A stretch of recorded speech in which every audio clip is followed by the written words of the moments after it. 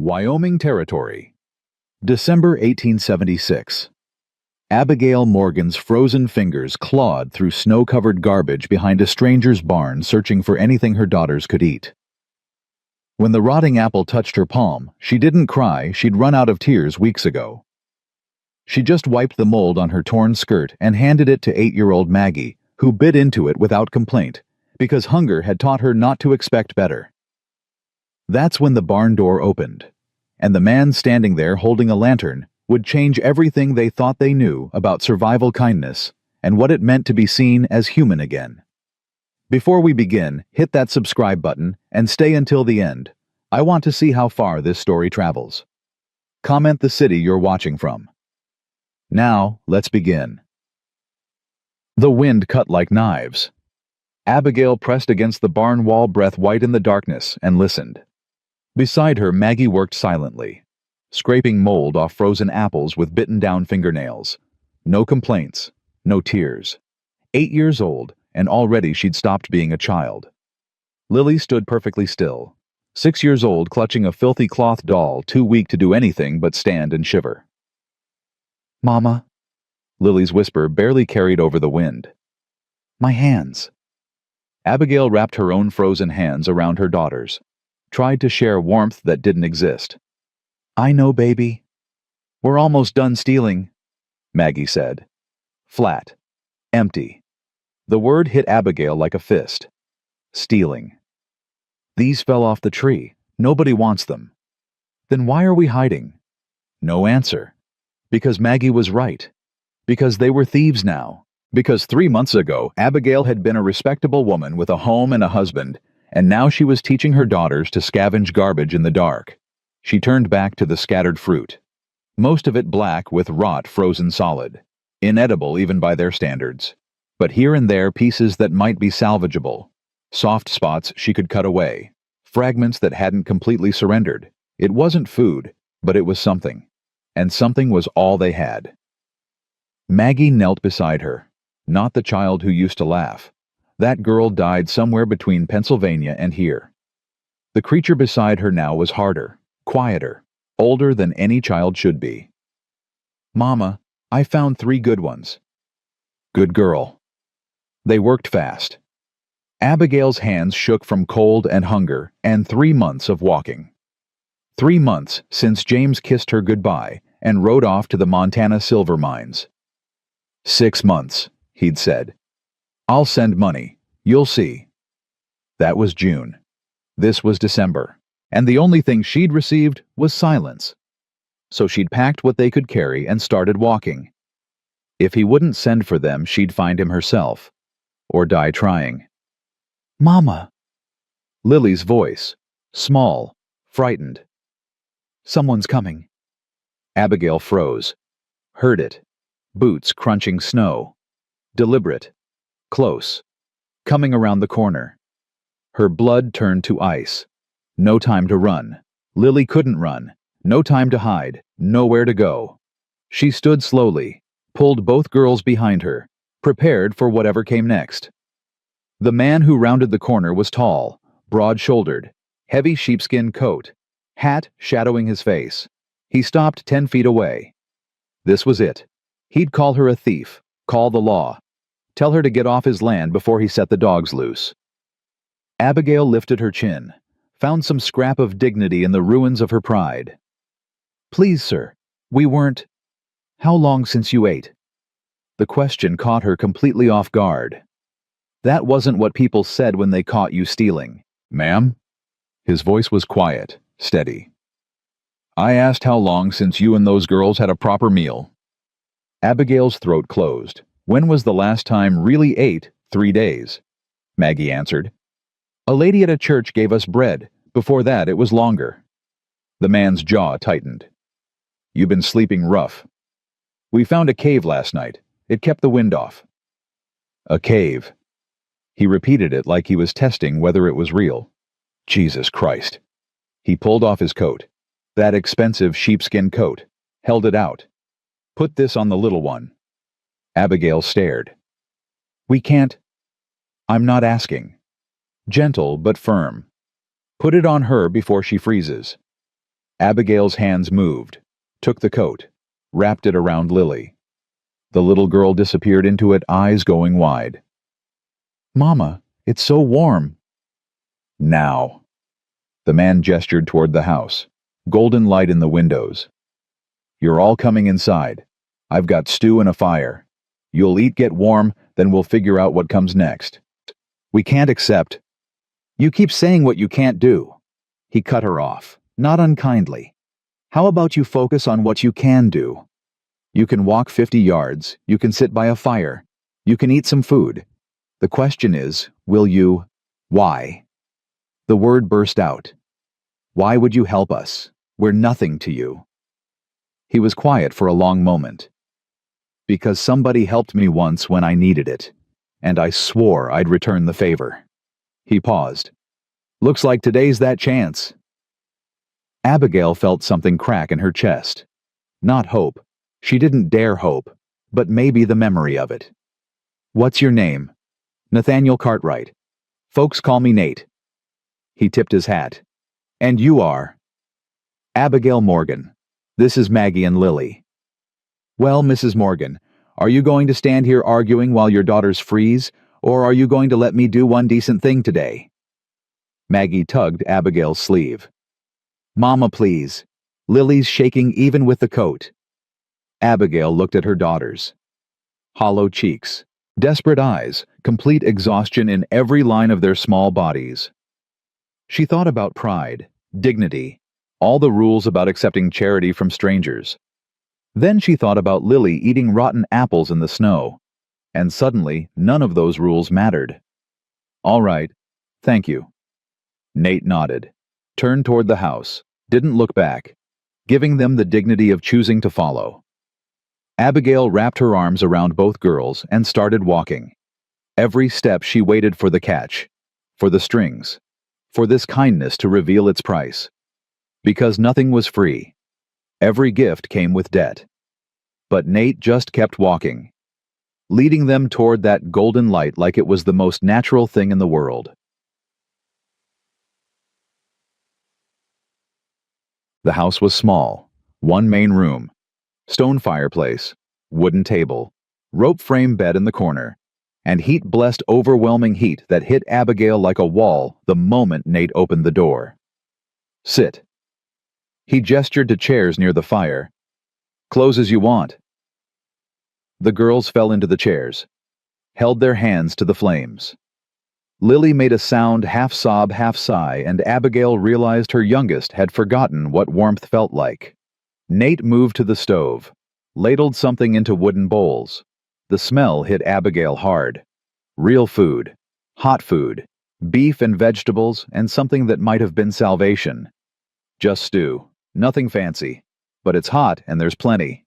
He set bowls in front of them. Lily grabbed her spoon with both hands, started eating like someone might take it away. Maggie tried to be controlled, proper, but her hands shook so hard she could barely hold the spoon. Abigail just stared at the bowl. When was the last time someone served her food? "You all right, ma'am?" She looked up, found Nate watching her, not judging, just seeing her. "I don't know what I am anymore." "You're tired. You're scared.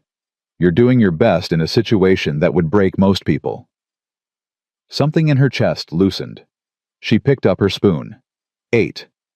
The food was so good she wanted to cry, but she'd learned months ago that crying was a luxury she couldn't afford. They ate in silence.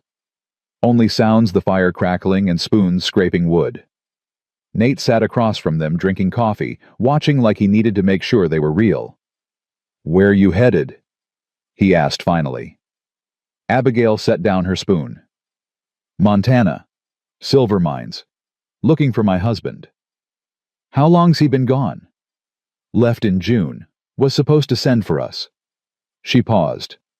He didn't. Nate's expression didn't change. "Montana's 300 miles north. Winter's setting in hard." "I know." "You planning to walk it? Unless you know another way with no money and no horse. And if you get there and he's—" He stopped, glanced at the girls. "Then we'll figure something else out. We always do." Mama's really good at figuring things out, Maggie said softly. She got us all the way from Pennsylvania. Abigail's throat closed. The faith in her daughter's voice was unbearable. Your mama's tougher than most men I know, Nate said. That's the truth. Are you going to make us leave? Lily asked suddenly, eyes huge in her thin face. After we eat. Nate's face did something complicated. No, sweetheart. You're not going back outside, not tonight. Where are we sleeping? That bed. Big enough for all three of you. I'll take the chair. We can't take your bed, Abigail protested. You can, and you will. He stood, gathered their bowls. I've slept in worse places than a chair. End of discussion. But... He looked at her, eyes kind but unyielding. Mrs. Morgan. I know you're proud. I respect that. But your girls are exhausted, and you're about to fall over. This isn't charity. This is human decency. Tomorrow, you can argue all you want. Tonight, you accept help. Agreed. Abigail wanted to fight, wanted to prove she didn't need anyone. But Lily was swaying with exhaustion. Maggie's eyes were drooping, and she herself felt like she might shatter if she had to be strong for one more second. Agreed. Good. There's a wash basin in the corner. Quilts on the bed are clean. Help yourselves. Abigail got the girls ready for bed. Washed their faces and hands in water that wasn't frozen. Combed their hair with her fingers. Tucked them under quilts so thick it felt like being buried in clouds. Mama, Lily whispered, is this real? Yes, baby. It feels like a dream. We're not dreaming. We're here. We're safe. For how long? Abigail didn't have an answer. So she kissed Lily's forehead. For tonight, that's enough. Maggie was already asleep. Face relaxed in a way Abigail hadn't seen in months. Lily followed. Breathing evening out.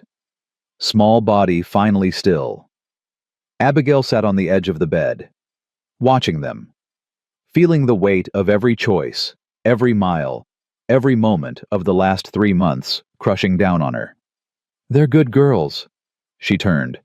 Nate stood a respectful distance away, 2 cups of coffee in his hands. He held one out. Thank you. She took it, wrapped her hands around the warmth. He settled into a chair near the fire, giving her space. How long you been on the road? 3 months. Started in Pennsylvania in September. James left in June. I waited as long as I could. She laughed without humor. Thought we'd make Montana before winter. 3 months, on foot, with 2 little girls. He shook his head. That's something. That's desperation. Same thing sometimes. They sat in silence, the fire crackling, outside wind howling, but inside warm, safe, almost peaceful. Can I ask you something?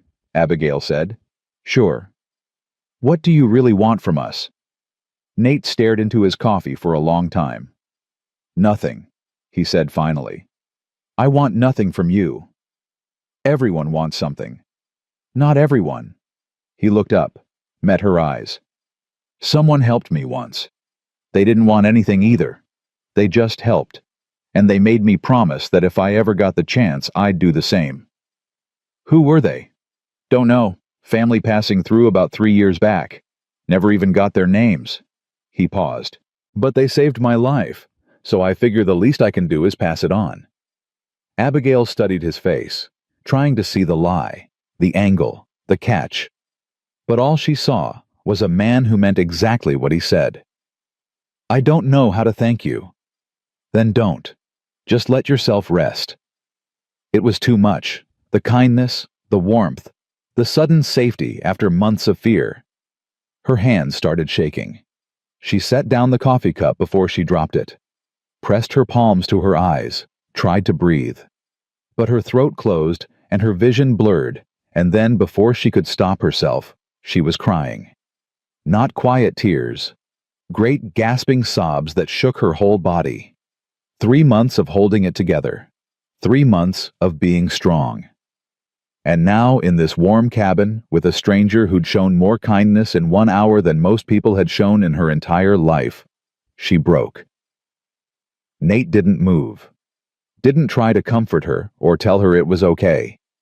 He just sat there, steady, solid, and let her fall apart. When the tears finally stopped, Abigail wiped her eyes on her sleeve.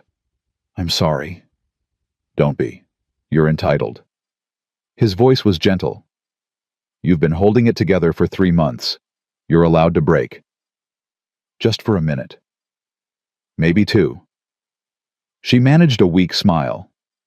They sat as the fire burned low, wind screaming outside, and for the first time since Pennsylvania, Abigail let herself imagine that maybe they'd survive this. "Mr. Cartwright, Nate." She looked at him. "Thank you. I'll never forget this." "You're welcome, Mrs. Morgan." He stood, added wood to the fire. "Now get some sleep. You look like you haven't slept properly in weeks." "I haven't." "Then tonight you will. I'll keep watch. You're safe here." And somehow, impossibly, she believed him. She climbed into bed beside her daughters, pulled the quilts to her chin, and for the first time in 93 nights, she let herself relax. Let her guard down. Let someone else carry the weight. Her last thought before sleep: tomorrow I'll be strong again. Tomorrow I'll figure out the next step. But tonight I'll let myself be saved. Outside, snow began to fall. Heavy, thick. The kind of snow that buried roads and trapped travelers and killed anyone caught unprepared. Nate watched through the window, added more wood to the fire, settled into his chair with his rifle across his knees. Old habits. He looked at the 3 figures sleeping in his bed. Woman and 2 girls who'd been one frozen night away from dying. He'd given them tonight. Warmth, food, safety. Tomorrow he'd figure out how to give them more. Because Montana was 300 miles through mountain passes and Sioux territory and storms that could bury a wagon train. She'd never make it. Not with 2 little girls, not in winter. Which meant tomorrow he'd have to convince her of something she didn't want to hear. That sometimes the bravest thing you could do was stop running. He thought about Sarah. 3 years dead. 3 years of this cabin being empty except for ghosts and regrets. 3 years of going through motions and calling it living. Maybe that family was right. Maybe helping someone else was how you helped yourself.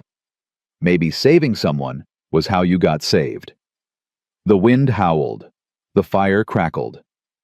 And Nathaniel Cartwright kept watch through the long Wyoming night, standing guard over 3 strangers who'd stumbled into his life, carrying nothing but hunger and hope and each other. Outside, the storm came on hard and fast.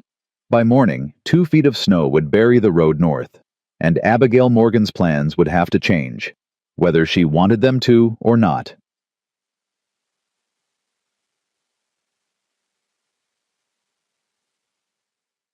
Abigail woke to the sound of nothing. No wind, no howling.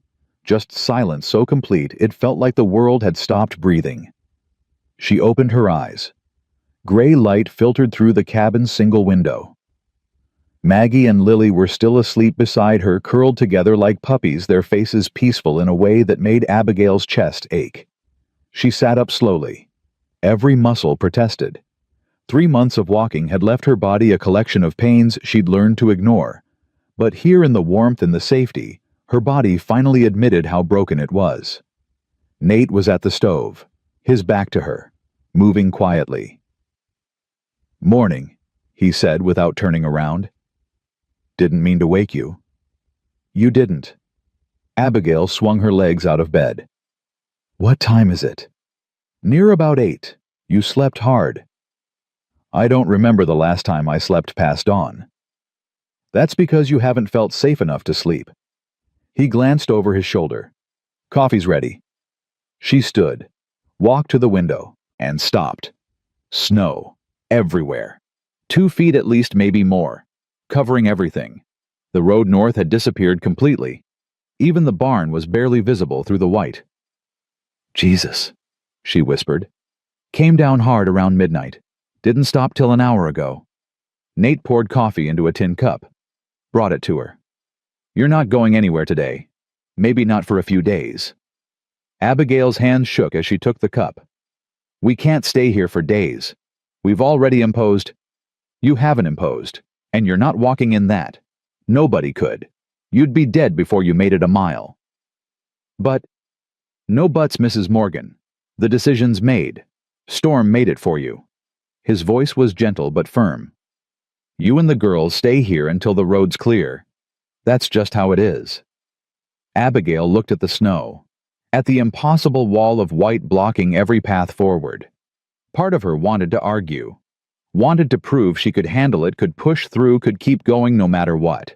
But another part, a deeper, quieter part, felt something close to relief. How long do you think, she asked. Before the road's clear, week at least. Maybe 2 if another storm comes through. 2 weeks. She said it like she was testing the weight of it. Is that a problem? I don't know. She turned to face him. We can't just live off your charity for 2 weeks. I need to work, earn our keep somehow. You that afraid of accepting help? I'm that afraid of being in debt I can't repay. Nate studied her for a moment. All right. You want to work, you can work. I need help around here anyway. Cooking, mending, basic upkeep. I've been living like a bachelor too long. Place could use a woman's touch. What about money I should pay rent? Stop. He held up a hand. You're not paying me rent. But if it makes you feel better, we'll call it an exchange. You help me run this place. I give you room and board until the storm passes and the road's clear. Fair?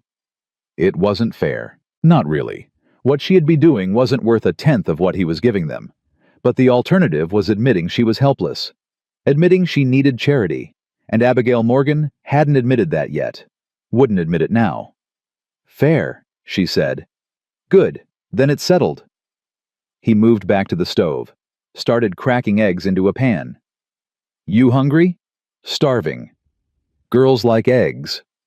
Girls like anything that's not rotten apples. He smiled at that.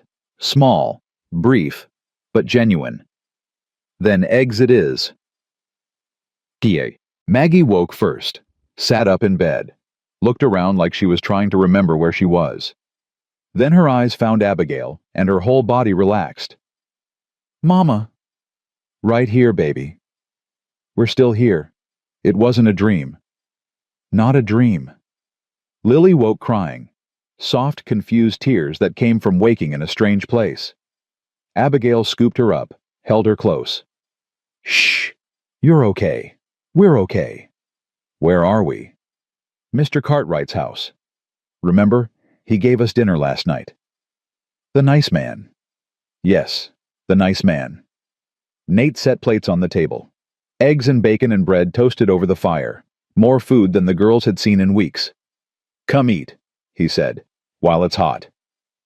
They ate like wolves. Even Abigail couldn't slow down. The food was simple but perfect, and her body screamed for it. Needed it. Had been running on empty for so long she'd forgotten what fuel felt like. There's more if you want it, Nate said. Don't be shy. This is plenty, Abigail said, even though it wasn't, even though she could have eaten twice as much. You sure, because you look like you haven't had a decent meal in months? I'm sure. He looked at her, didn't believe her, but didn't push. Maggie finished first, set down her fork with careful precision. Mr. Cartwright, sir, thank you for breakfast. It was very good. You're welcome, miss. Mama says we're staying for a while, because of the snow. That's right. Are you sure we're not a burden? The question came out so adult, so careful, like she'd learned to ask it before people decided on their own. Nate knelt down so he was eye level with her. You're not a burden, Maggie. You're guests. And guests are supposed to be here. That's what makes them guests instead of burdens. But we don't have anything to give you. You don't need to give me anything. Everyone wants something. Nate was quiet for a moment. Then he said, What I want is for you and your sister and your mama to be warm and safe until that storm passes. That's all. That's the only thing I want. Can you let me have that? Maggie thought about it, then nodded. Okay. Good girl. He stood, caught Abigail's eye, and she saw something in his face that made her throat tight. understanding, recognition. He knew what it cost to accept help, knew what it meant to have an 8-year-old asking if she was a burden. He knew because he'd been there too. After breakfast, Nate showed Abigail around. The cabin was small, but organized. Everything had a place. Everything served a purpose. "Root cellars out back," he said. "Got potatoes, carrots, onions, some preserved meat. Enough to get through winter if we're careful. You're here now, so it's we." She didn't know how to respond to that, so she just nodded. "Chickens in the barn need feeding every morning. I'll show you how much. And there's a cow Bessie needs milking twice a day." "I know how to milk a cow." "Good. Then you can handle that while I take care of the horses."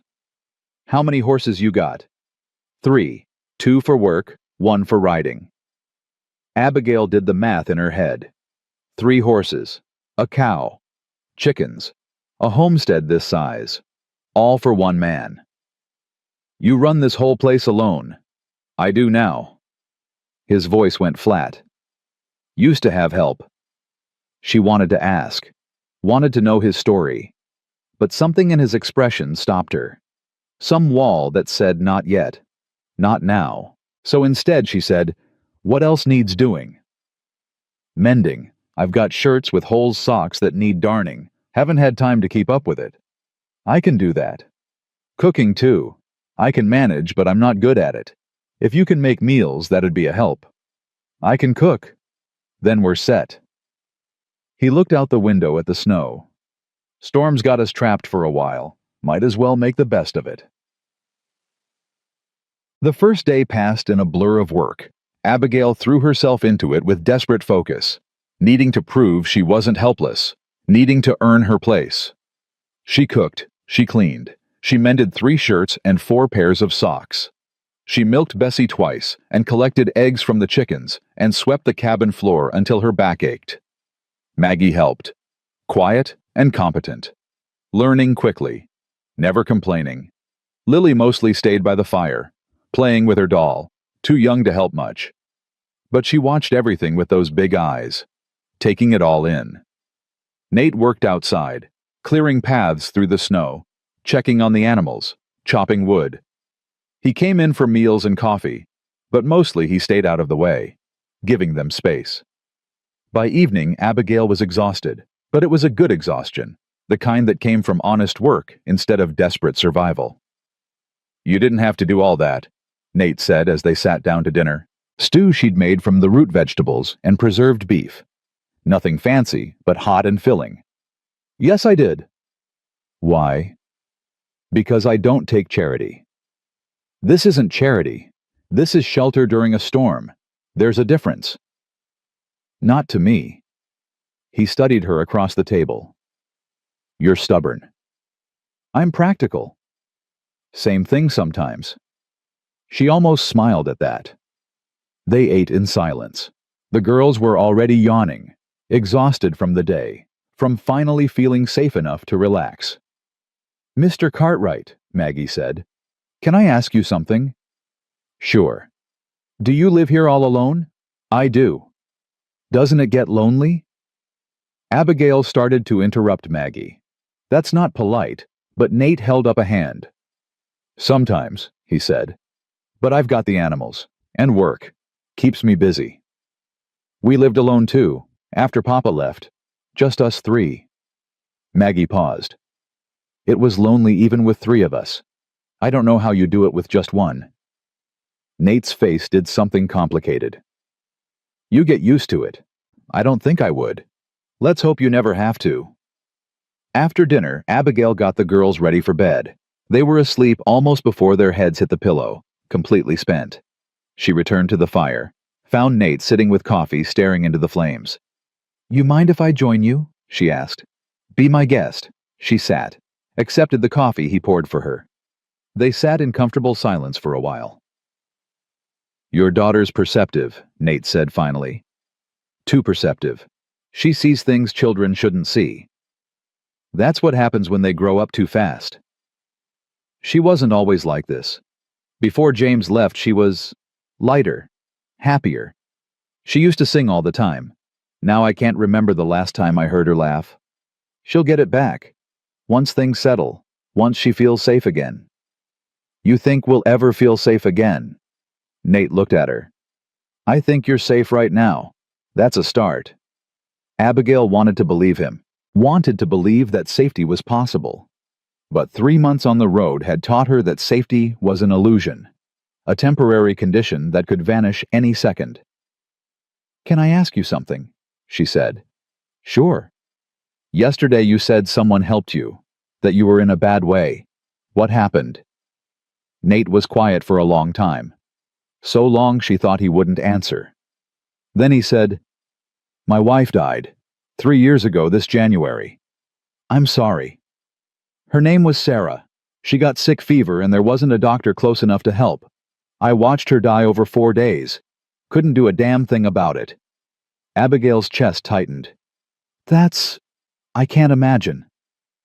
After that, I didn't much care about living. This place, the work, all of it felt empty. I was just going through motions. Waiting to die, I suppose. He paused. Then that family came through. They saw me half drunk in my own field, and instead of riding on, they stopped. Fed me. Talked to me. Reminded me I was human. And they made you promise to help someone else. They did. Said kindness only matters if you pass it on. He looked at her. So that's what I'm doing. Passing it on. Abigail felt tears threatening. James used to be kind. Before the bank took the farm. Before everything fell apart. He was a good man. What happened? Failure broke him.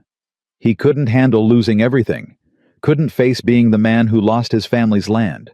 So he ran. Told himself he was going to fix it. Going to strike it rich and make everything right. Her voice cracked. But I think he just couldn't stand to watch us suffer because of his mistakes. That's not your fault. Isn't it? I could have found work. Could have sold more. Could have... Stop. Nate's voice was firm. You did everything you could. Sometimes everything isn't enough. That doesn't make it your fault. Then whose fault is it? Nobody's. Sometimes life just breaks people, breaks situations, and all you can do is survive it. They sat with that for a while, the fire crackling, the snow falling outside. 2 broken people trying to figure out how to be whole again. Nate, Abigail said softly, what if James is dead? What if I walked all this way for nothing? Then you didn't walk for nothing. You walked for your girls, to give them a chance. That's not nothing. But what do I do then? Where do we go? I don't know, but you'll figure it out. You've made it this far. Barely. Barely still counts. She wanted to believe him, wanted to believe that barely was enough. But sitting there in the warmth of his cabin with her daughters asleep in his bed living off his charity, no matter what he called it, barely didn't feel like enough at all. The second day, Abigail woke before dawn. Couldn't sleep. Too many thoughts crowding her head. She slipped out of bed. Found Nate already up. Already making coffee. You're up early, he said. Couldn't sleep. Bad dreams. No dreams, just thoughts. He handed her coffee. Want to talk about it? Not really. Fair enough. They stood at the window, watching the sky lighten. The snow glowed pale blue in the pre-dawn light, beautiful and deadly. How long you think we have? She asked. Before the road's clear. Week at least, maybe more. And then what? Then you decide what you want to do. I want to find James, even if he's not worth finding. The question hit her like a slap. What's that supposed to mean? It means a man who leaves his wife and children to chase gold and doesn't send a single letter in 6 months might not be the man you think he is. You don't know him. You're right, I don't. But I know men, and I know what desperation does to them. Sometimes it makes them brave. Sometimes it makes them cowards. He paused. Question is, which one was James? Abigail wanted to defend him. Wanted to say James was brave, was trying, was going to come through. But the truth was, She didn't know anymore. He was a good man, she said quietly. Before. Before doesn't matter. Only now matters. That's not fair. Life's not fair, Mrs. Morgan. You know that better than most. She did. God, she did. They stood in silence, drinking coffee, watching the snow. If James is dead, Nate said carefully, or if he's alive but doesn't want to be found, what then? I don't know. You need to start thinking about it, because Montana's 300 miles through hostile territory in the dead of winter. And even if you make it, even if you find him, there's no guarantee he'll be the man you left behind. So, what are you saying I should give up? I'm saying you should have a plan that doesn't depend on a man who hasn't written in 6 months. I can't just give up on him. I'm not asking you to. I'm asking you to give up on killing yourself and your daughters chasing a ghost. The words hung in the air between them, sharp, true, unbearable. You don't understand, Abigail said. Then help me understand. I gave him 17 years. I gave him a home and children and everything I had. I can't just walk away without knowing. Even if knowing kills you. Yes, even then. Nate was quiet for a long time. Then he said, All right. Then when the road's clear, I'll take you. Abigail's head snapped up. What? Montana, I'll take you. Me and a wagon and supplies. We'll go together. You can't, why would you? Because you're going to go whether I help you or not. And if you go alone, you'll die. So I'll take you. Make sure you get there alive at least. Nate, that's too much. I can't ask you to. You're not asking. I'm offering. But your ranch, your animals, you can't just leave for weeks. My neighbor can watch the place. He's done it before. Why? The question burst out of her. Why would you do this? Because I made a promise. And because if I let you walk out of here and die in the snow, I'll never forgive myself. Abigail felt her eyes burning. You barely know me. I know enough. You're a fool. Probably. They stood there. Two stubborn people trying to outstubborn each other.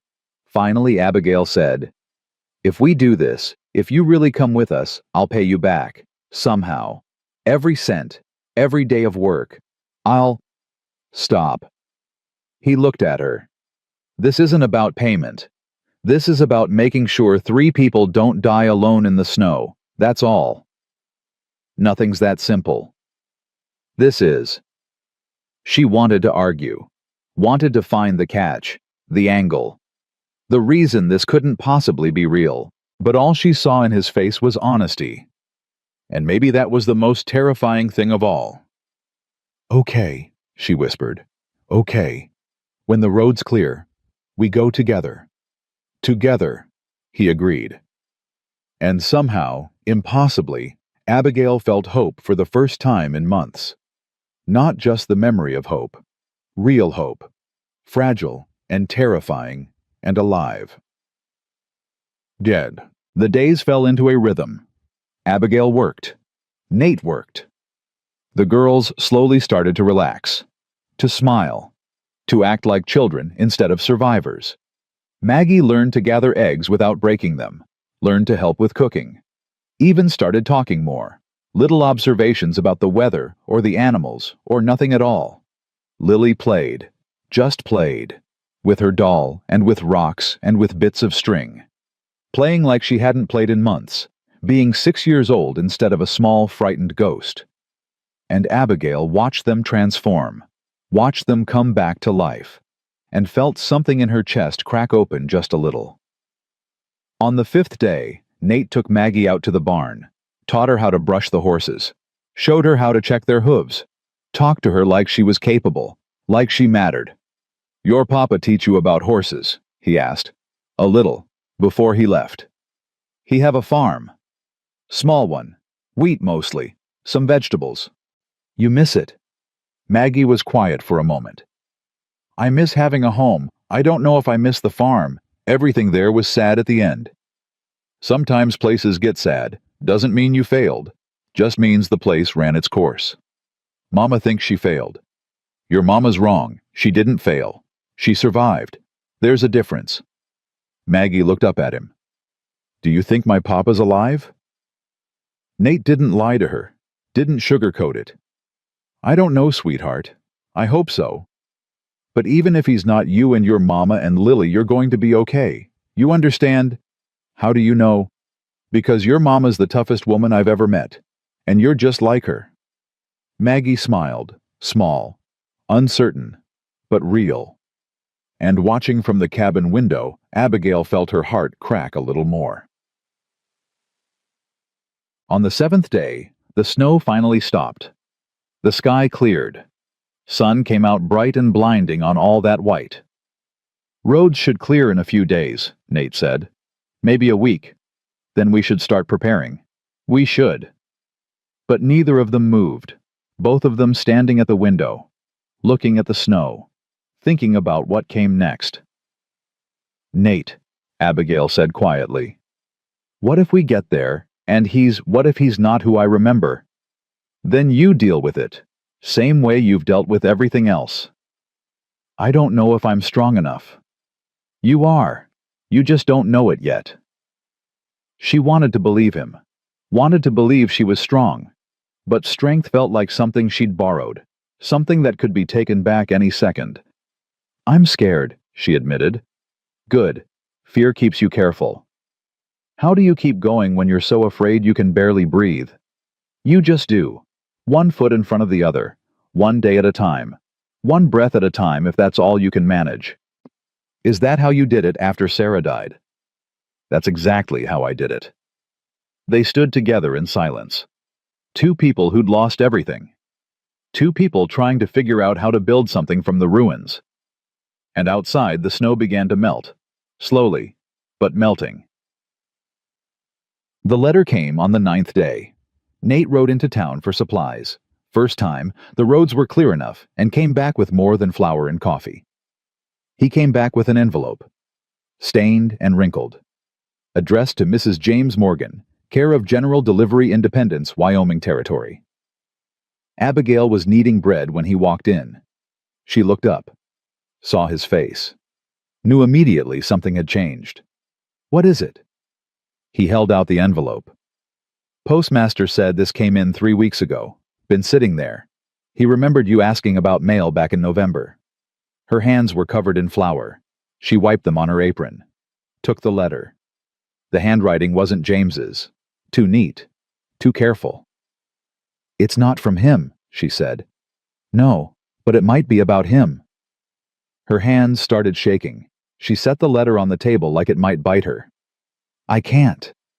You have to. What if it says he's dead? Then at least you'll know. I don't want to know. Not yet. Not? Mama, Maggie appeared in the doorway. What's wrong? Nothing, baby. Go play with Lily. But you're crying. Abigail touched her face, surprised to find tears. I'm fine. Please, just go. Maggie looked at the letter, at her mother's face, at Nate standing quiet and solid by the door. Then she turned and left without another word. Smart girl. Too smart. Abigail stared at the envelope. Her name in careful script, Montana postmark, 3 weeks old. You want me to read it? Nate asked gently. No, I need to. She picked it up, turned it over. The seal was already broken. Postmaster probably checked it.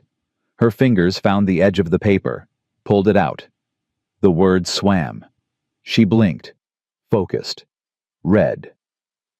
Mrs. Morgan. My name is Samuel Chen. I worked alongside your husband James at the Silver Bell mine near Helena. I am writing to inform you that James was killed in a tunnel collapse on January 8th. It was quick. He did not suffer. Before he died, he spoke often of you and your daughters. He wanted me to tell you he was sorry. He was trying to earn enough to send for you. He saved $47. I am arranging to have it sent through the bank in Independence. He was a good man. I am sorry for your loss. The letter fell from her hands. James was dead.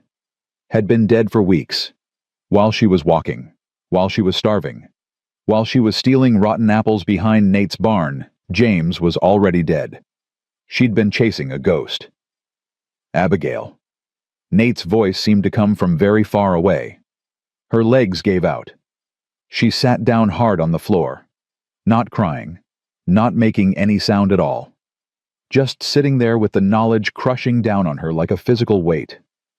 Dead. James was dead. And she'd dragged her daughters 300 miles through hell for nothing. Abigail breathed. Was she breathing? She couldn't tell. Everything felt distant, unreal. Nate knelt beside her, took her hands. Look at me. Look at me. She looked. His face was steady, solid, real. Breathe with me. In, out, in, out. She breathed. In, out. Her lungs remembered how. Good. Keep breathing.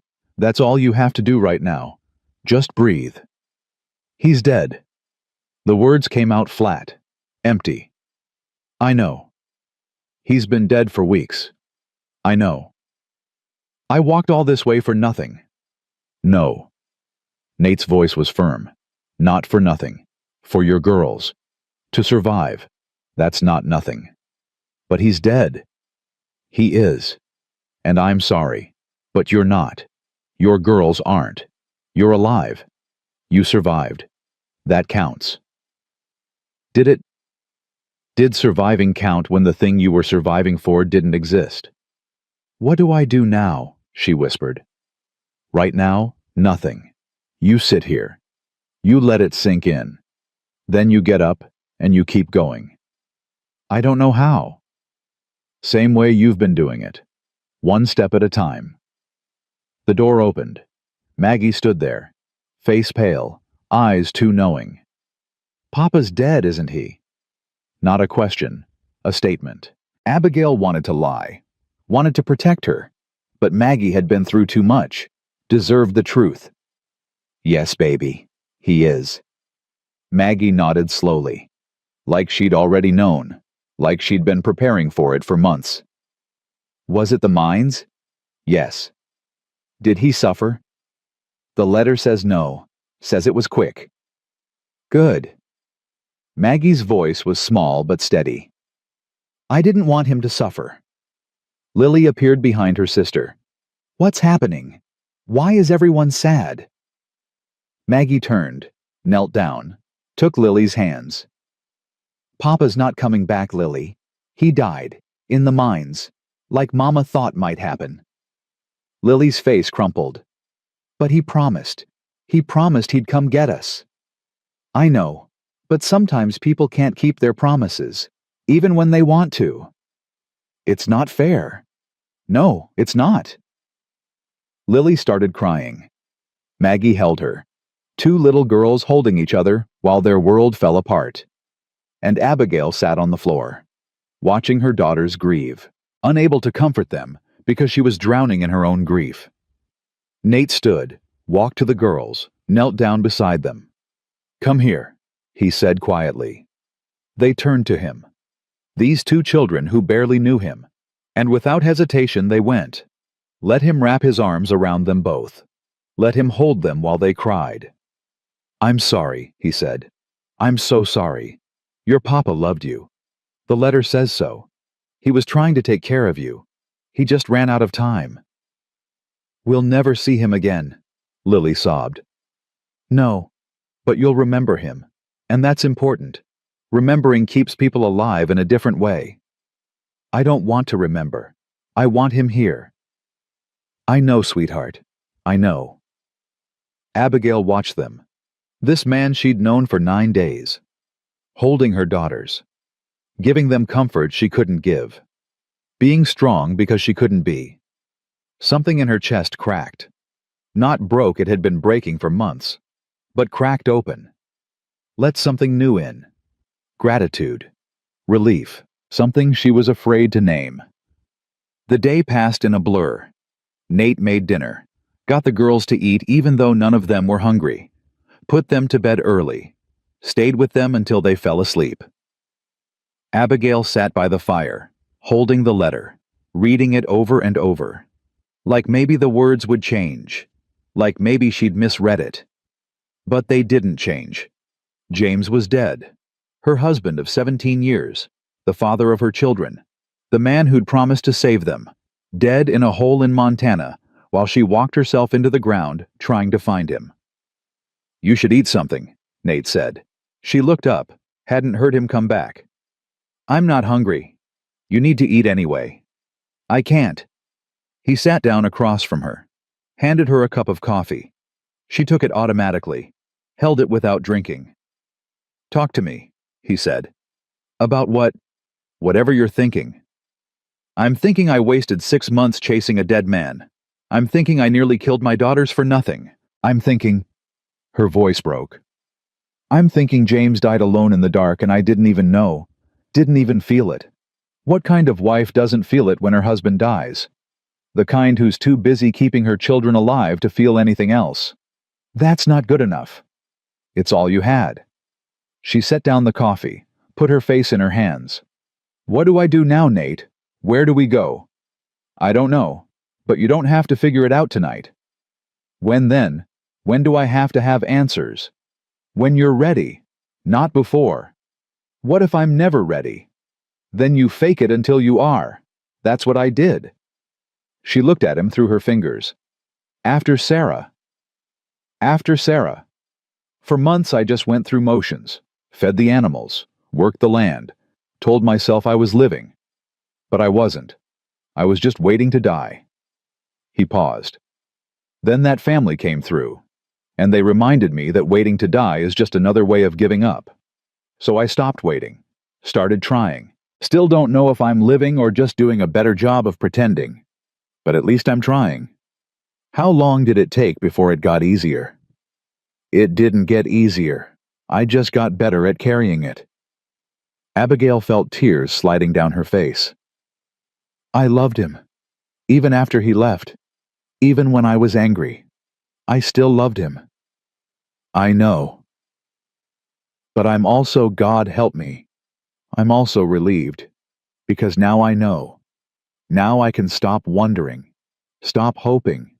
Stop pretending everything will be fine if I just keep walking." She looked at him. "Does that make me a terrible person?" "No.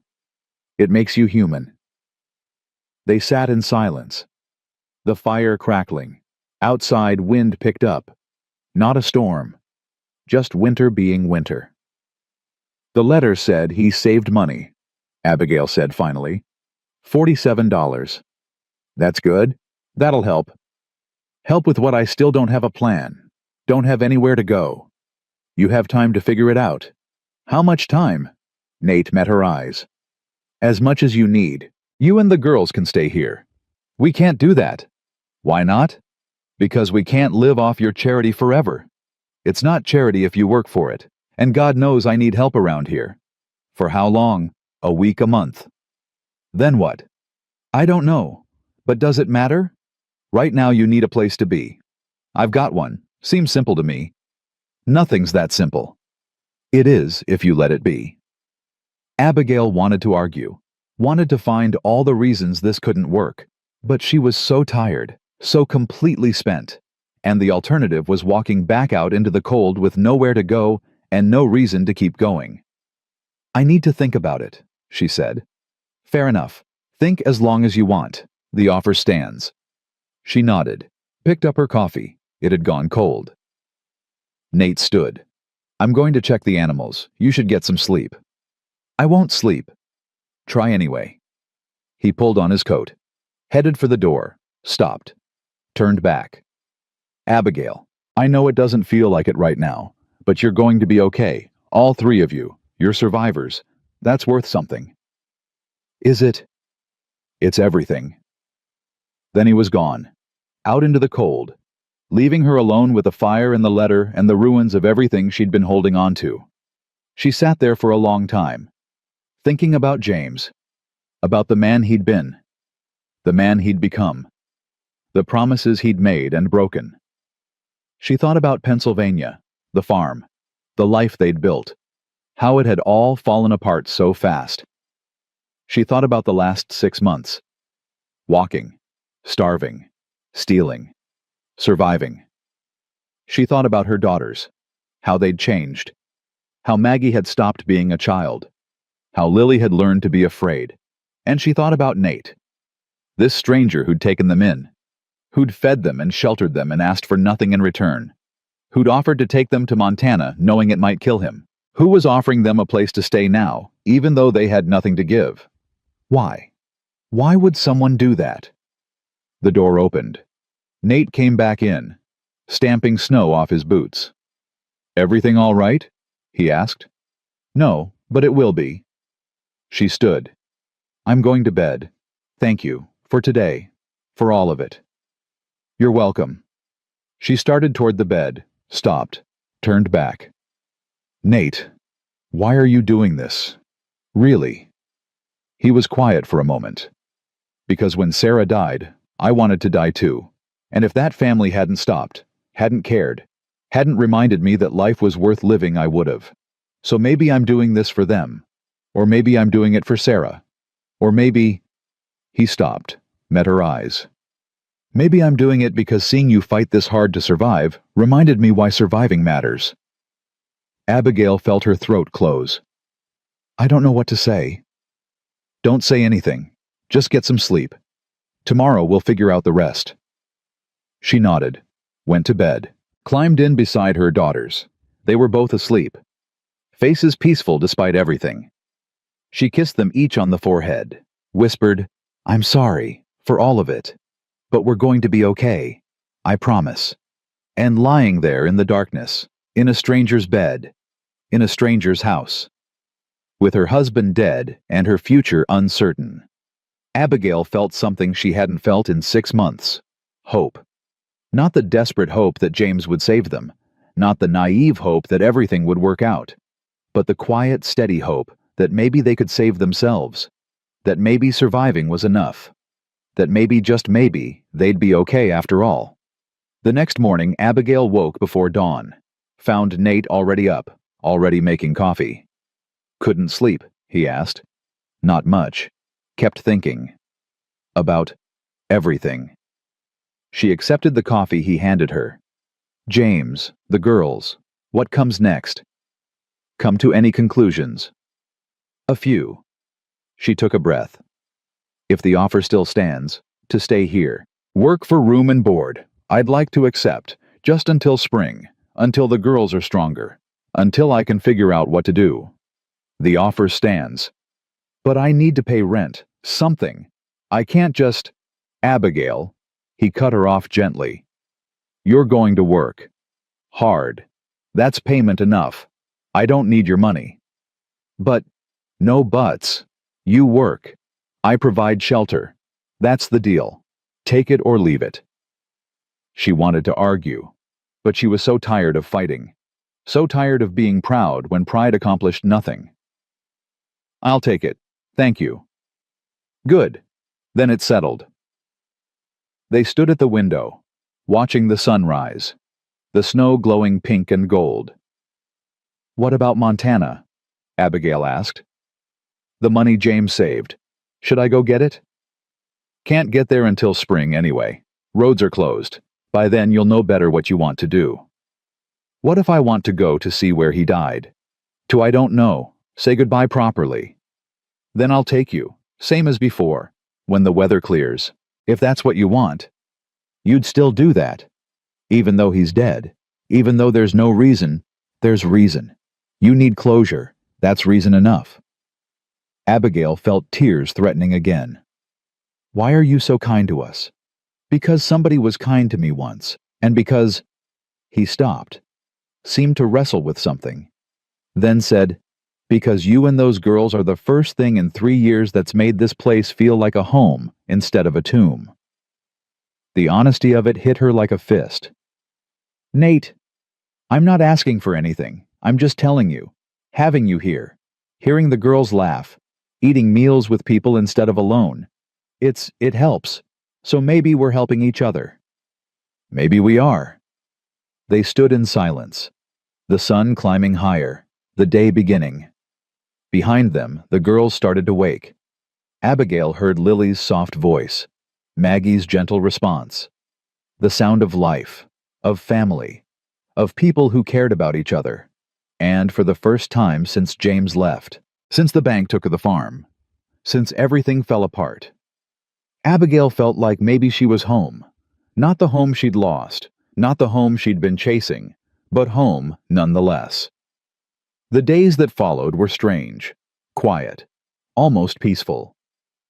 Abigail worked, cooked and cleaned and mended, learned the rhythms of Nate's ranch, where things went, how things worked. She was good at it, found satisfaction in honest labor, in earning her keep. The girls helped, Maggie especially, learning to care for chickens, to help with cooking, to do small tasks that made her feel useful. Lily played, more and more each day, the fear leaving her eyes, the hunger leaving her face. She was gaining weight, starting to look like a child instead of a ghost, and slowly, carefully, they started to grieve. Abigail would find Maggie crying sometimes. Quiet tears she tried to hide. She'd hold her, let her cry, tell her it was okay to be sad. Lily asked questions. Where is Papa now? Is he in heaven? Can he see us? Does he know we're okay? Abigail answered as best she could. I think so, baby. I think he can see us. And I think he's glad we're safe. Do you miss him? Every day. Me too. But not as much as I thought I would. Is that bad? No, sweetheart. That's not bad. That's just honest. They had a small ceremony.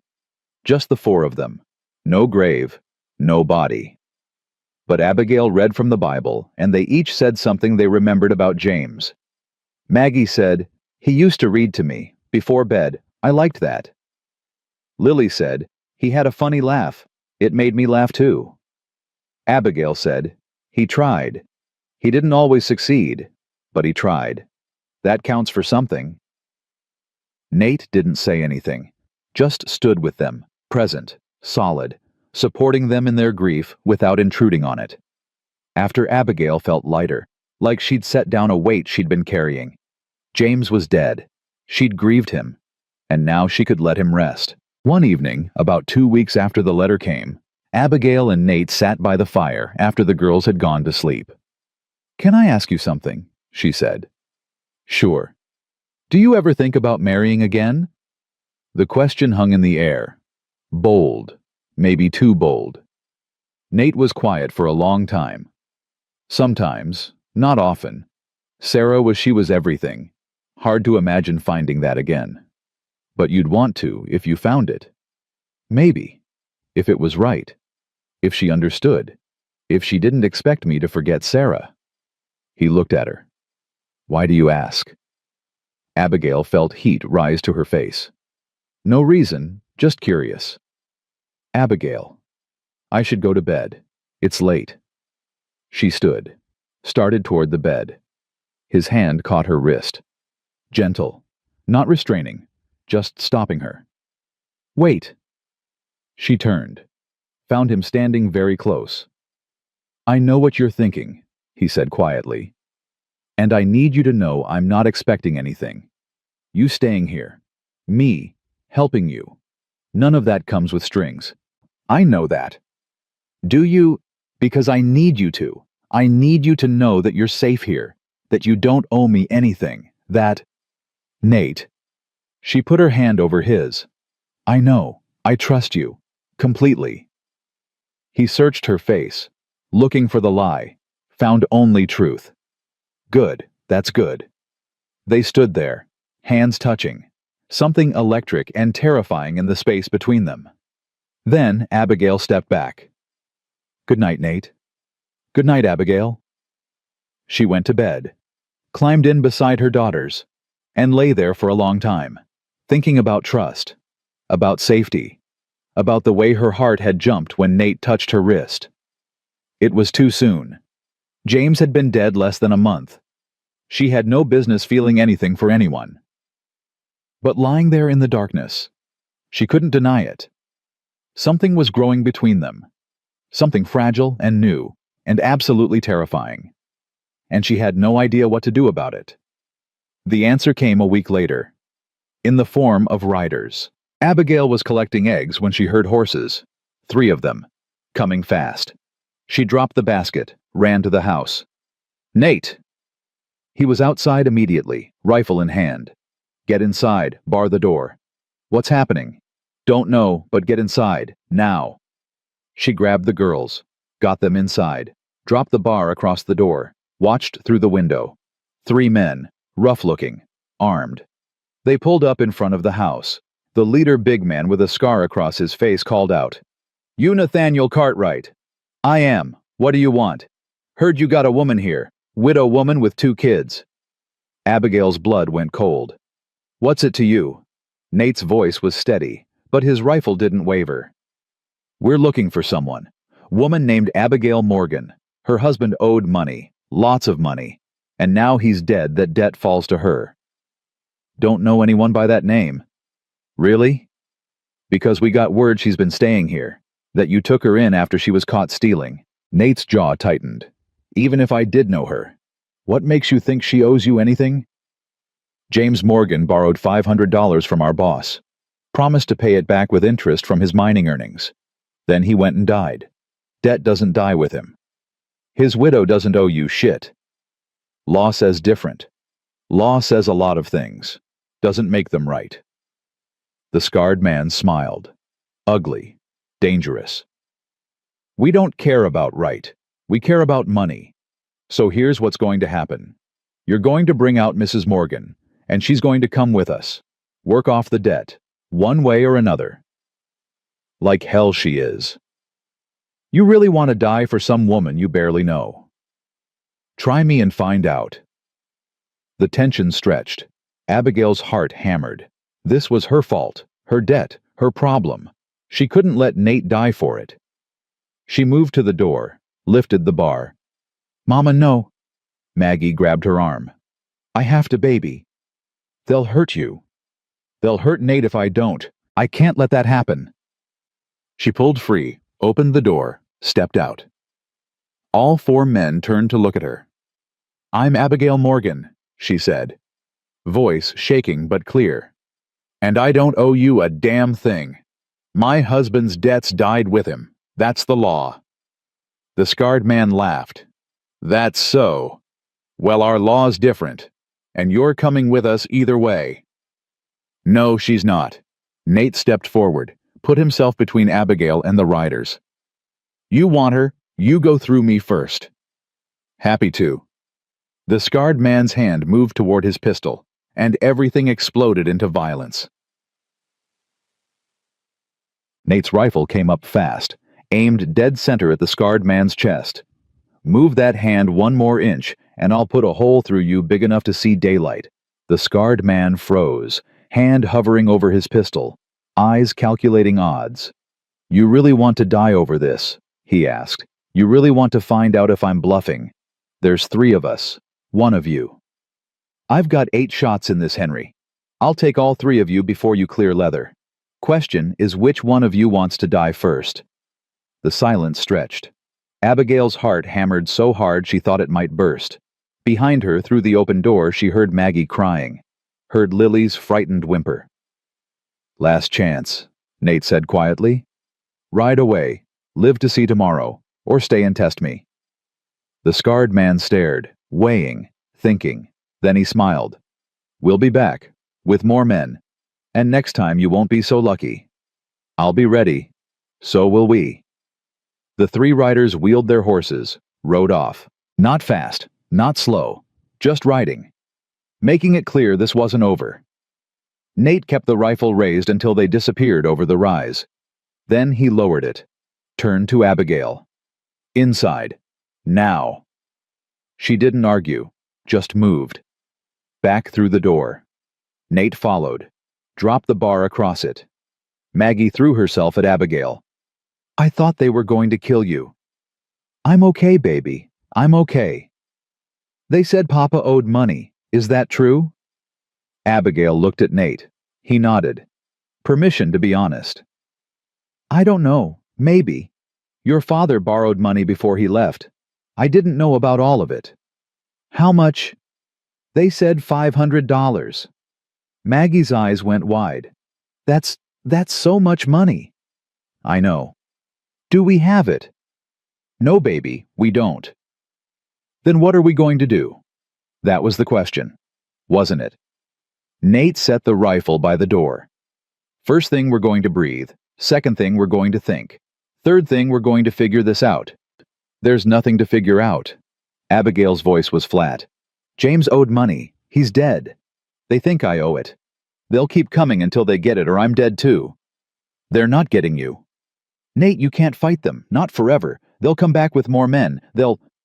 I don't care how many men they bring. You're under my protection. They want you, they go through me. I can't let you do that. It's not your choice. The hell it's not. Her voice rose, anger and fear mixing. This is my debt, my problem. I won't let you die for it. And I won't let them take you. So we're at an impasse. Nate. No. He stepped closer, voice dropping, intense. Listen to me. James might have owed that money. Might not. Doesn't matter. The law doesn't make widows pay their husbands' debts. These men are trying to scare you, bully you, make you think you have no choice, but you do. And I'm telling you right now, you're not going with them. Ever. You understand? Abigail felt tears threatening. You barely know me. Why would you risk your life? Because it's the right thing to do. That's not good enough. It's all I've got. They stared at each other. The air between them crackling with tension and fear and something else, something neither of them wanted to name. Lily's small voice broke the moment. Are the bad men coming back? Nate turned to her, knelt down. Maybe. But if they do, I'll be ready. I promise. Nobody's going to hurt you or your mama or Maggie. Okay? You promise? I promise. Promises break. Maggie's voice was bitter, older than her years. Papa promised he'd come back. He broke that promise. Nate met her eyes. Your papa didn't break his promise on purpose. He died trying to keep it. There's a difference. I'm not going to die, and I'm not going to let anything happen to your family. That's my promise, and I keep my promises. How do we know? Because I'm still here. Because I could have turned you away that first night. Could have sent you back into the snow. But I didn't, and I won't now. You're stuck with me. Maggie studied his face, looking for the lie. Found none. Okay, she said finally. I believe you. Good girl. The rest of the day passed in tense silence. Nate checked and rechecked the rifle, made sure all the ammunition was ready, barred the door, and shuttered the windows. Abigail tried to work, tried to cook dinner, but her hands shook so badly she could barely hold the knife. Let me. Nate took it from her, started cutting vegetables. You should rest. I can't rest. I can't sit still. I need to do something. Then sit with the girls. They need you calm. If you're scared, they're terrified. He was right. She knew he was right. She went to the bed where Maggie and Lily sat, climbed up with them, let them curl against her. Tell us a story, Lily whispered. Like you used to, before. What kind of story? A happy one, with a good ending. Abigail's mind went blank. She couldn't remember any happy stories. Couldn't remember what good endings looked like. But she tried. Told them about a princess and a dragon and a brave knight. Made up details as she went. Gave it the happy ending Lily wanted. By the time she finished, both girls were asleep, exhausted from fear. Abigail slipped out of bed carefully, went to where Nate stood by the window, watching the horizon. See anything? She asked. Not yet. But they'll come, tonight or tomorrow. They're not done. What do? We prepare, and we don't let them take you. Nate, this is crazy. You can't fight off a gang of men, not alone. I'm not alone. I've got neighbors, good men. I can send word, get help. That'll take days. Then we hold out for days. And if we can't, he turned to look at her. Then we fight anyway. Because the alternative is letting them take you. And I won't do that. Why? The question burst out. Why do you care so much? What am I to you? Nate was quiet for a long moment. Then he said, You want the truth. Yes. I don't know. I don't have a name for what you are to me. I just know that when I saw you in the snow eating rotten apples, something in me woke up. Something that had been dead since Sarah. And every day you're here. Every conversation we have, every time I see you with your girls, that something gets stronger. So maybe I'm being selfish. Maybe I'm protecting you because losing you would kill that thing. Would send me back to being half alive. Or maybe... He stopped. Maybe I'm protecting you because I can't imagine this place without you in it anymore. Abigail's breath caught. Nate, you don't have to say anything. I'm not asking for anything. I'm just telling you why I'm willing to fight. Why I'm willing to die if it comes to that. I don't want you to die. Then help me keep us all alive. How? By trusting me, by letting me protect you, by not doing anything stupid like trying to give yourself up to save me. She wanted to promise, wanted to say she'd stay. But the truth was, if it came down to Nate's life or hers, she'd choose his, every time. Because her girls needed him, more than they needed her. And maybe, God help her, she was starting to need him too. They stood at the window together, watching the darkness gather, waiting for whatever came next. Abigail, Nate said quietly, when this is over, when we've dealt with these men, we need to talk about what comes next, about us. There is no us. Isn't there? She didn't answer. Because the truth was, she didn't know anymore. 6 weeks ago, she'd been married to James. 6 weeks ago, she'd been walking to Montana to find him. 6 weeks ago, the idea of feeling anything for another man would have been unthinkable. But James was dead. Had been dead when she was still walking, still hoping. And Nate was here. Alive, real, willing to die to keep her safe. I don't know what I feel, she admitted. Everything's too confused, too complicated. I know, but eventually we'll have to figure it out. Not tonight. No, not tonight. Tonight we survive. Tomorrow we figure out the rest. The riders came back at dawn. Not 3 this time. 8, maybe more. Surrounding the house. The scarred man in front. Cartwright, he shouted. We're done playing. Send out the woman or we burn you out. Nate stood at the window, rifle ready. You try burning us out, I'll shoot every one of you before the first flame catches. You can't get all of us. No, but I'll get you. That I promise. The scarred man laughed. You really want to die for some whore who's not even yours? Abigail flinched at the word. Nate's jaw went tight. Call her that again, and I'll put a bullet through your teeth. Tough talk for a man who's outnumbered. Not as outnumbered as you think. A new voice called out. That's far enough. Abigail's head snapped around. Through the other window, she saw riders. 5 of them, approaching from the north, led by a gray-haired man on a big roan horse. Samuel, Nate breathed. The riders pulled up, positioned themselves between the scarred man's gang and the house. Morning, Nate, the gray-haired man called. Heard you might need help. How'd you know? Your chickens were making a fuss last night. My boy came over to check. Saw these gentlemen scouting your place. Figured it wasn't a social call. The scarred man wheeled his horse. This isn't your fight, old man. It is now. Nate's my neighbor. That makes it my fight.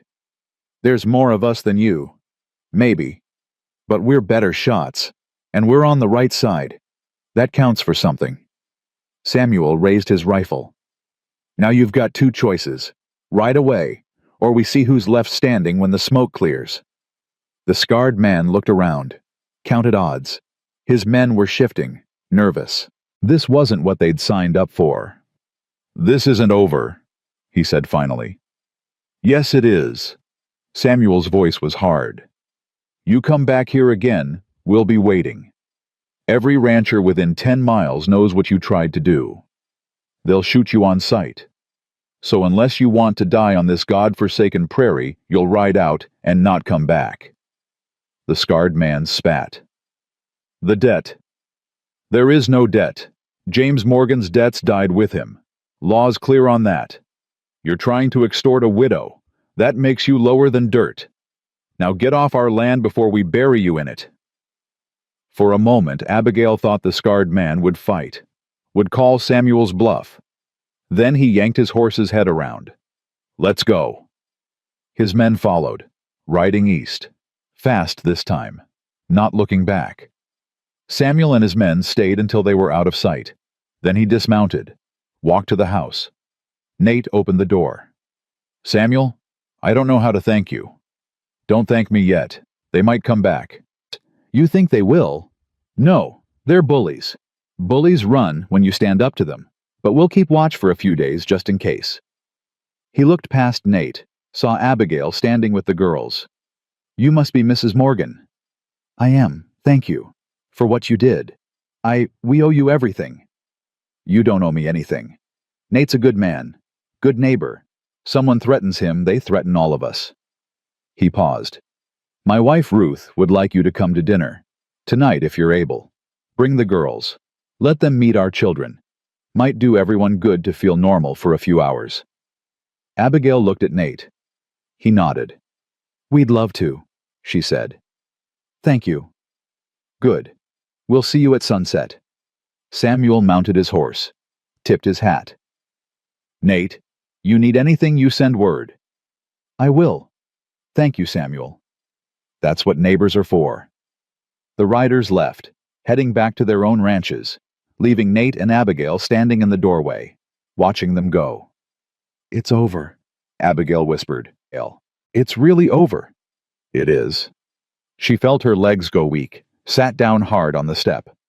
I thought they were going to kill you. Kill all of us. They didn't. We're okay. Because of you. Because you stood up to them. Because you—" Her voice broke. "Why, Nate? Why did you do that?" He sat down beside her. "I told you why." "Tell me again.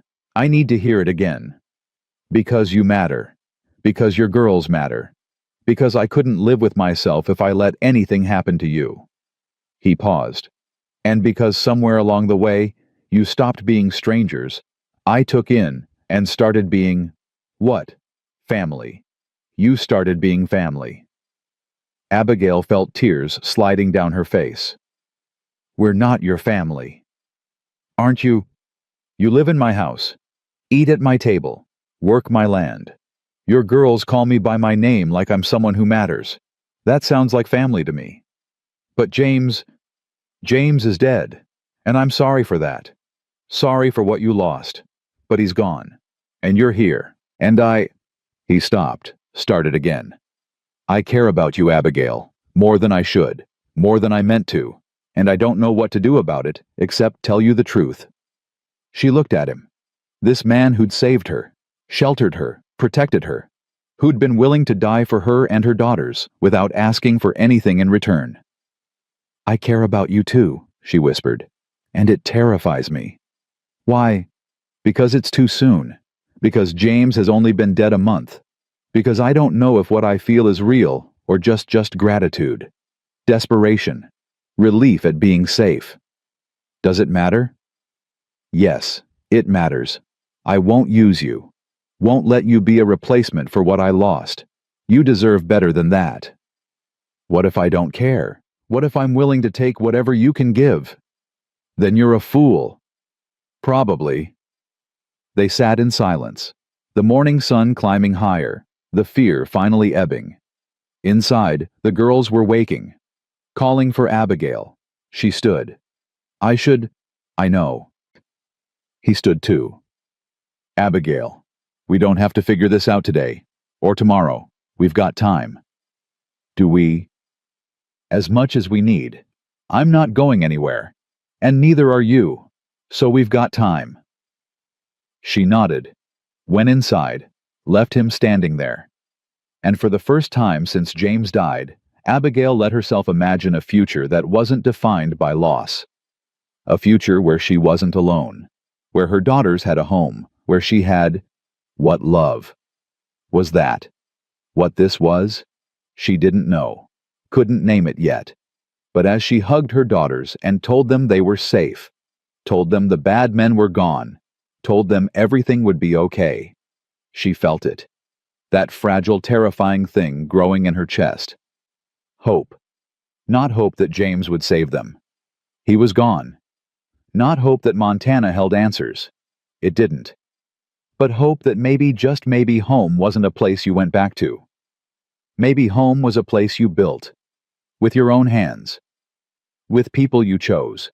With a man who stood between you and danger without hesitation. Maybe home was here, right here, if she was brave enough to claim it. That evening they went to Samuel and Ruth's ranch. The girls were nervous at first, shy, but Ruth was warm and kind, and her 3 children were close to Maggie and Lily's ages. Within minutes they were playing, actually playing, like normal children. Abigail sat with Ruth in the kitchen, helping prepare dinner, grateful for the company of another woman. "Nate's a good man," Ruth said, not subtle, direct. "He is.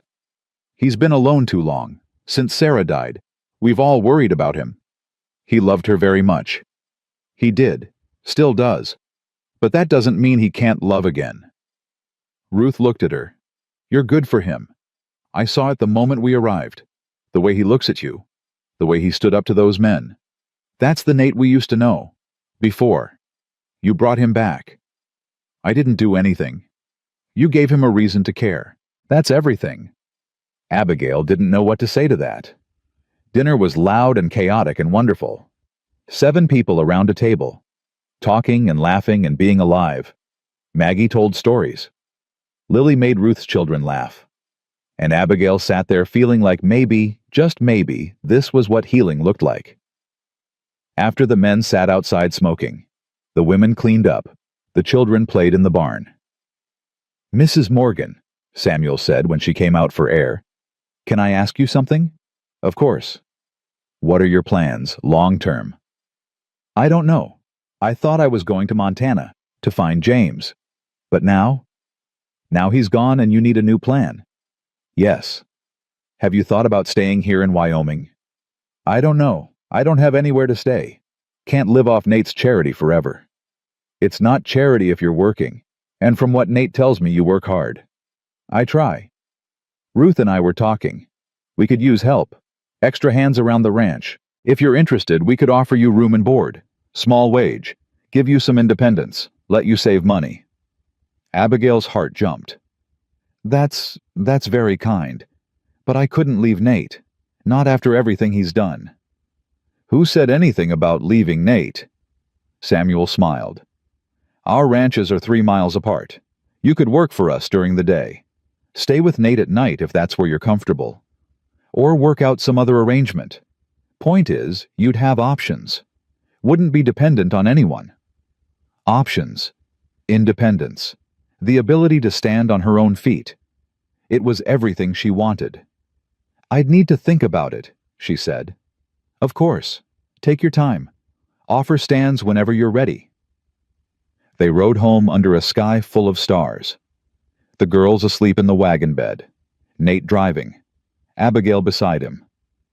"Samuel made me an offer," she said. "I know. He told me he would." "You're not upset." "Why would I be upset? It's a good offer. Would give you independence. But I'd have to leave, not permanently, but you'd still be close, 3 miles. We'd still see each other. Is that what you want?" He was quiet for a long time. "What I want is for you to have choices, to not feel trapped, to be able to stand on your own 2 feet and choose what you want, not what you need, not what survival demands, but what you actually want. And if what I want is..." She stopped, afraid to finish. "Is what is you." The wagon stopped.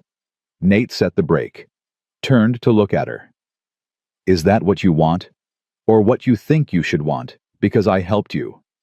I don't know. But I know when those men came, when I thought they might kill you, I couldn't breathe. I know that sitting at dinner tonight with Samuel and Ruth, all I could think about was coming home to you. I know that—" She took a breath. "I know that James has been dead a month, and I should be grieving, should be focused on my daughters, should be anything except this. But I can't help it. When I'm with you, I feel safe, feel seen, feel like maybe I could be happy again someday." "Abigail, I'm not asking for anything. I'm just telling you, because you were honest with me, and you deserve honesty back." Nate reached out, took her hand. "I'm not James. I can't be him. Won't try to be. I don't want you to be James. I want you to be you. I loved Sarah. I'll always love her. I know. And I'll always love the man James was, before everything broke him. But loving someone who's gone doesn't mean we can't love someone who's here. No, it doesn't." They sat there, hands clasped, the night silent around them. "So what do we do?" Abigail asked. "We take it slow. We figure it out as we go. We don't rush. We don't make promises we're not ready to keep. We be honest. With each other. With ourselves." "I can do that." "Good. So can I." He squeezed her hand, released it, picked up the reins. And they drove home together. Not knowing what came next, not having all the answers, but for the first time in months, maybe years, both of them felt like maybe they were heading in the right direction. Maybe home wasn't behind them. Maybe it was ahead, waiting to be built. One honest conversation at a time. Spring came to Wyoming like a whispered promise. The snow melted. The roads cleared. The world turned green and gold and possible again. Abigail had been at Nate's ranch for 3 months. 3 months of working alongside him, of cooking meals and mending clothes and learning the rhythms of a life she'd never imagined for herself. 3 months of watching her daughters transform from frightened ghosts into children who laughed and played and believed in tomorrow. 3 months of falling in love with a man she'd never meant to love. She woke early one April morning to find Nate already outside, working in the garden he'd started, turning soil, planting seeds. She brought him coffee, stood beside him watching the sun rise. "Beautiful morning?" he said. "It is. Roads are clear now, all the way to Montana if you wanted." Her heart skipped. "Are you asking me to leave?" "I'm asking if you still want to go, to see where James died, to collect that money, to get closure." Did she? 3 months ago, the answer would have been yes without hesitation. But now, I don't know, she admitted. Part of me thinks I should see where he's buried, should say goodbye properly. But another part thinks I already said goodbye, that going to Montana would just be opening wounds that are finally starting to heal. What does your heart say? My heart says I want to stay here, with you. Build something instead of chasing ghosts. Nate set down his shovel, turned to face her. Then stay. Just like that. Just like that. But the money. James saved that money for us, for the girls. I should get it. They deserve a mother who's happy, who's building a future instead of mourning a past. The money will still be there in 6 months, a year, whenever you're ready. But right now, he took her hands. Right now, I'm asking you to choose. Montana or here, the past or the future, James or you. She finished for him. You're asking me to choose you. I am. And I know it's too soon. I know you're still grieving. I know all the reasons you should say no. But I'm asking anyway because I can't. I can't keep pretending this is just about giving you shelter. It stopped being that weeks ago.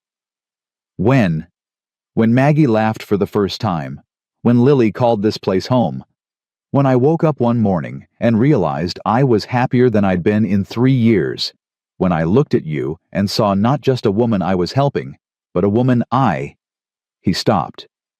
A woman I love. The words hung in the air. Simple. Terrifying. True. Nate, You don't have to say it back. I'm not asking you to. I'm just asking you to stay. To give this us a real chance. Not just surviving together, but living together, building together. Abigail felt tears sliding down her face. I love you too. God help me, I do. And I feel guilty for it every single day. James has only been dead 4 months, and I'm already what? Already choosing to live instead of die. Already choosing happiness over grief. That's not wrong, Abigail. That's human. But people will talk. Will say I didn't love James. That I moved on too fast. Let them talk. We know the truth. That's all that matters. What is the truth? The truth is you loved James. Did everything you could to find him. And when you learned he was gone, you grieved him. Properly. Honestly. The truth is you didn't choose me because it was easy or convenient. You chose me because after everything you've been through, you still have the courage to try again. That's not betrayal. That's bravery.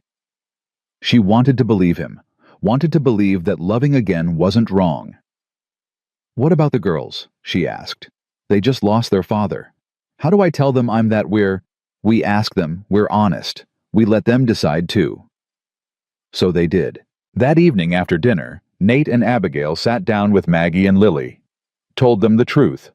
That Nate had asked Abigail to stay permanently. That he wanted them to be a family. Real family. Not just people sharing a house, but people choosing each other. Lily's eyes went wide. Does that mean you'd be our papa? Nate knelt down, eye level with her. Not your papa. Your papa was James and nobody will ever replace him. But I could be something else. Someone who cares about you. Who will protect you. Who will be there when you need me. Like a second papa. Something like that. I'd like that. She turned to Abigail. Can we, Mama? Can we stay? Is that what you want? Yes, I love it here. I love the chickens and Bessie and my room and everything. Please, can we stay? Abigail looked at Maggie, her quiet, serious 8-year-old who saw too much. What do you think, baby? Maggie was silent for a long time. Then she said, Do you love him? Mama? Really love him? Not just because he helped us. Yes, I really love him. And you, Mr. Cartwright, do you love Mama? I do. What about Papa? Are you trying to replace him? No. Your Papa will always be your Papa. I'm not trying to take his place. I'm trying to make a new place. For all of us. Together. Maggie thought about that. Papa used to read to me, before bed. Would you do that? If you want me to. And Papa used to help me with my letters. Would you help too? Absolutely. And when I'm sad about Papa, can I still be sad? Or do I have to pretend I'm not because you're here now? Nate's voice was gentle. You can be sad whenever you need to be. Missing your Papa doesn't hurt my feelings. He was important to you. He'll always be important. And that's okay. Maggie nodded slowly. Then I think we should stay. I think Papa would want us to be happy. And I'm happy here. You're sure? Abigail asked. I'm sure. And just like that it was decided. They would stay. They would build a life here. They would be a family. The wedding was simple. Just them and Samuel and Ruth and the children. No fancy dress. No big ceremony. Just vows spoken under the same tree where they'd first talked about the future. Abigail wore a dress Ruth helped her make. Simple blue cotton. Nothing special. But when Nate saw her, his eyes filled with tears. You're beautiful, he said. I'm practical. Same thing. Samuel performed the ceremony. Short and honest. No flowery language. Just the truth. Do you, Nathaniel Cartwright, take Abigail Morgan to be your wife, to love and protect, and stand beside through whatever comes? I do. And do you, Abigail Morgan, take Nathaniel Cartwright to be your husband? To love and support and build a life with? Abigail looked at Nate.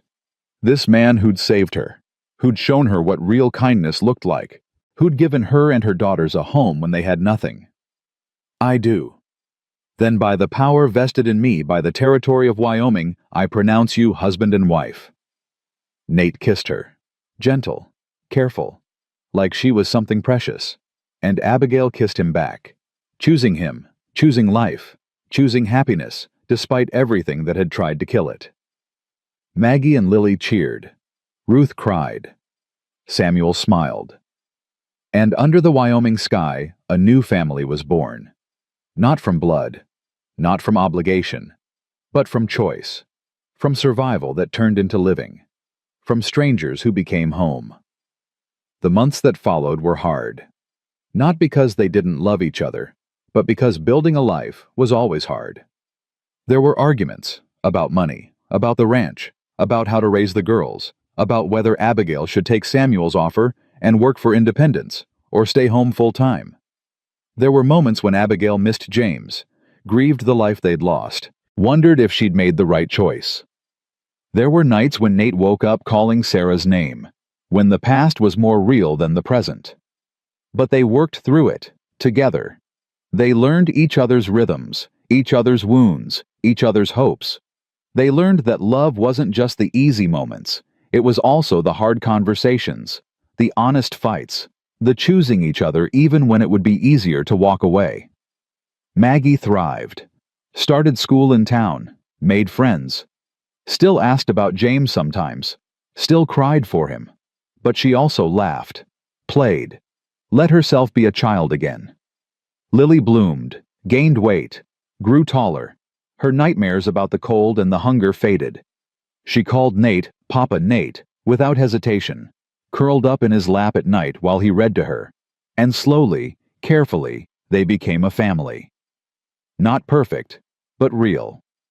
1 year after that first night in the snow, Abigail stood in the garden, planting seeds, building something that would grow. Nate came up behind her, wrapped his arms around her waist. "Happy?" he asked. "Yes. Are you?" "More than I ever thought I'd be again." She turned in his arms. "I still think about James sometimes. About what might have been if he'd lived." "I know. I still think about Sarah, too." "Does that bother you? That we're not each other's first choice?" "No. Because we're each other's conscious choice. We chose this. Chose each other. That makes it real in a way first love never is." "When did you get so wise?" "When I met a woman stubborn enough to eat rotten apples rather than give up." She laughed. Actually laughed. "That feels like a lifetime ago." "It was a lifetime ago. We're different people now. Better people. Happier people. That's what matters."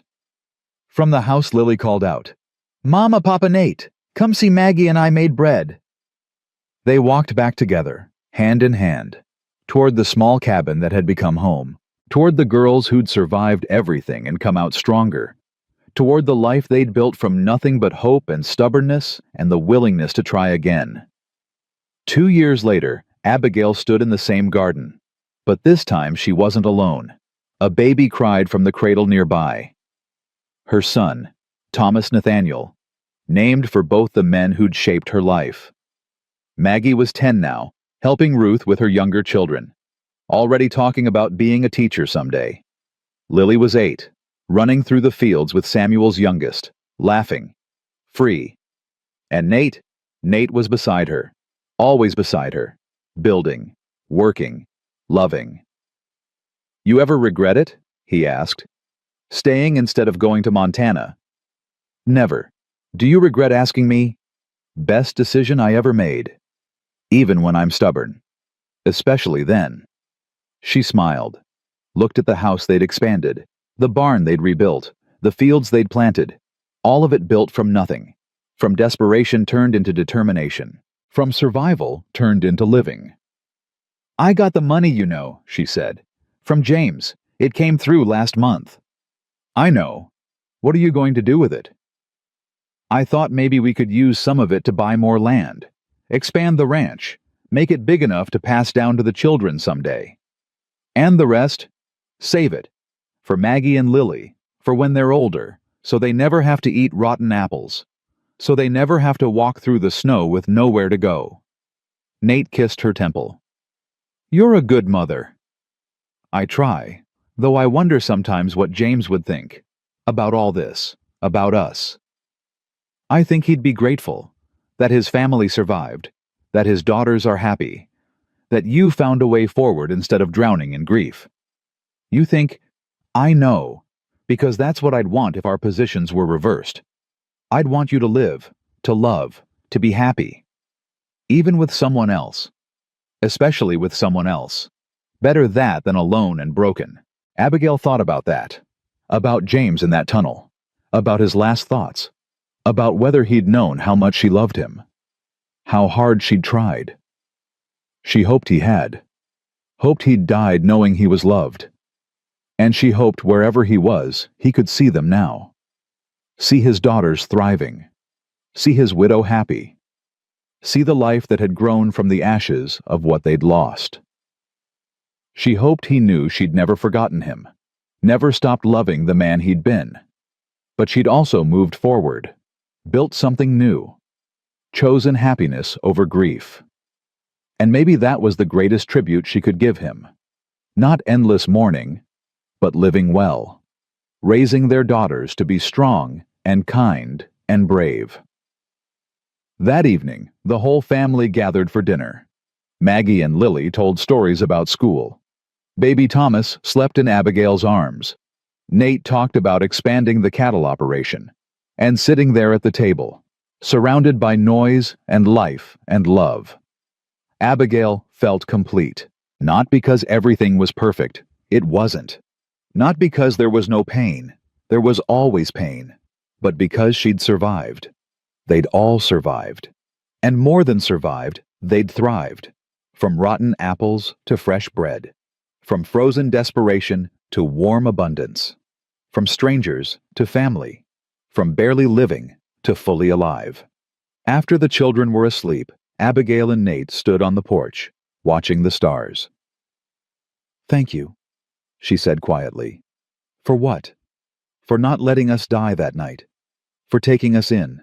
For giving us a home. You gave me a home too. This place was just walls before you. You made it a home. We made it together. Yes, together." They stood in comfortable silence. Two people who'd lost everything, who'd found each other in the darkest moment, who'd chosen to build instead of break. "Nate," Abigail said, "do you believe in fate, that we were supposed to meet? I don't know, maybe. Or maybe we just got lucky. Two broken people in the same place at the same time, both stubborn enough to keep trying. I like to think it was meant to be. That everything, James leaving the walk, the storm, the rotten apples, all of it led us here. To this. Does it matter? We're here now. That's what counts. No. I suppose it doesn't matter." She leaned against him. He wrapped his arms around her, and they stood there together. Under the Wyoming stars, in the home they'd built from nothing. A home made of second chances and hard choices and the courage to try again. A home where rotten apples had led to fresh starts, where strangers had become family, where survival had turned into something better than mere existence. It had turned into life, real life, full of love and laughter and the messy, beautiful work of choosing each other every single day. And standing there in Nate's arms with her children asleep inside, and the future spread out before them like an open road. Abigail Morgan Cartwright knew one thing with absolute certainty. She was home. Not the home she'd lost in Pennsylvania. Not the home she'd walked toward in Montana. But home nonetheless. The home she'd built with her own hands. With her own choices. With a man who'd shown her that kindness wasn't weakness, and love wasn't betrayal, and starting over wasn't giving up. It was the bravest thing you could do. And she'd done it. They'd all done it. And they were going to be okay. Better than okay. They were going to be happy. Because sometimes, the worst moments lead to the best ones. Sometimes, rotten beginnings yield sweet endings. Sometimes the thing that nearly destroys you becomes the thing that saves you. And sometimes, if you're very lucky and very brave, strangers become family shelter, becomes home, and survival becomes the foundation for a life worth living. That was their story. That was their truth. And it was enough. More than enough. It was everything.